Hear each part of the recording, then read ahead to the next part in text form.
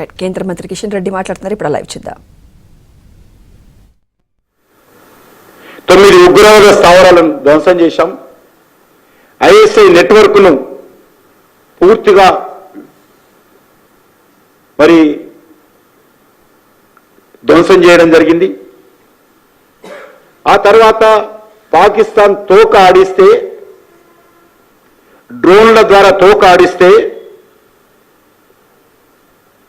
మరి ఒక్క డ్రోన్ కూడా భారత భూభాగం మీద పడకుండా మన సైనికులు ప్రయత్నం చేశారు. అయినప్పటికీ అక్కడక్కడ కొన్ని డ్రోన్లు వచ్చాయి.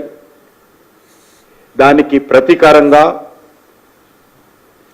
మన సైనికులు ఏ రకంగా 11 కీలకమైనటువంటి పాకిస్తాన్ ఆర్మీ స్థావరాలను, ఆపరేషన్ స్థావరాలు, ఆర్మీ నివాసం ఉండే స్థావరాలు కాదు, ఆర్మీ నివాసం ఉండేటువంటి క్యాంపస్లు కాకుండా ఆర్మీ ఆపరేషన్ స్థావరాలను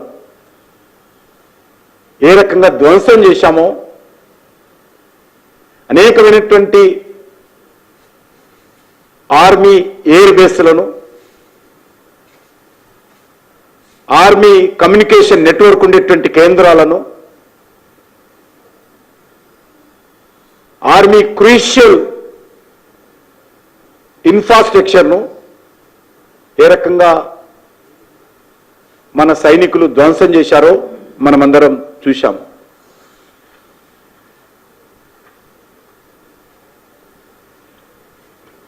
అందులో లష్కర్ తోయిబా ఉగ్రవాదుల సంస్థలకు సంబంధించినటువంటి కూడా కొంత నష్టం చేశాము. అద్భుతంగా భారత్పై దాడి చేస్తే ప్రతి దాడి ఏ రకంగా ఉంటుందో ఆపరేషన్ సింధూర్ ద్వారా మరొకసారి స్పష్టం